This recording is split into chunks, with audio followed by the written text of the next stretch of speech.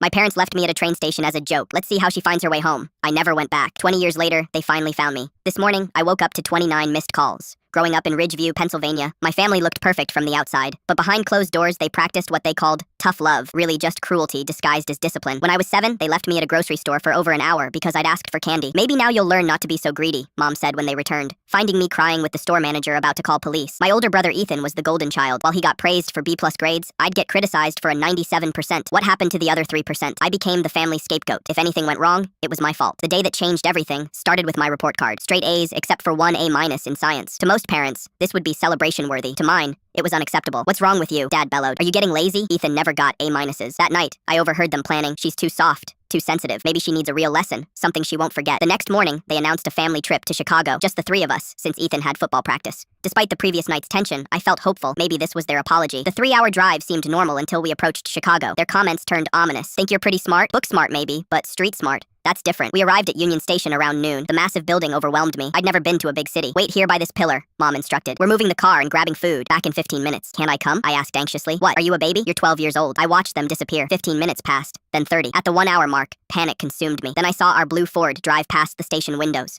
I ran to the window, waving frantically. Dad grinned and waved, not relief, but taunting. Mom rolled down her window and shouted, "Let's see how you find your way home." Their laughter echoed as they drove away. I stood frozen, unable to process that they'd abandoned me on purpose. 3 hours from home with $7, no phone, and no ID. A kind station employee named Janet found me wandering in shock. When I finally broke down and explained, she contacted police. By 4:45 p.m., I was filing an abandonment report. When police reached my parents, they claimed this was a teaching moment about independence. They'd expected me to figure out how to get help, demonstrating the resourcefulness they wanted to encourage. At the court meeting, when asked if I wanted to return home, I found my voice. No, I don't want to go back. My parents were given a choice: complete intensive rehabilitation or surrender their parental rights. They chose the latter. We won't be vilified for trying to raise a strong, independent daughter, Dad declared. 3 months later, Thomas and Sarah Miller asked if they'd like to adopt me. Yes, I answered, without hesitation. I legally changed my name from Jennifer Taylor to Megan Miller, a new name for my new life. I graduated college, became a successful graphic designer, and built my own company. For 20 years, I had no contact with my birth family. Then this morning, 29 missed calls shattered my peace. My brother Ethan's voicemail. Dad had a heart attack. It's bad. I thought you should know. After deliberation and therapy consultation, I agreed to meet my father in the hospital, on my terms, with my therapist present. Seeing Frank Taylor diminished in that hospital bed, I felt nothing resembling the old fear. When he whispered, "You came?" I corrected, "It's Megan now." He called it a terrible mistake. I replied, "A mistake is being late. What you did was deliberate cruelty, disguised as parenting." My mother appeared, trying to embrace me.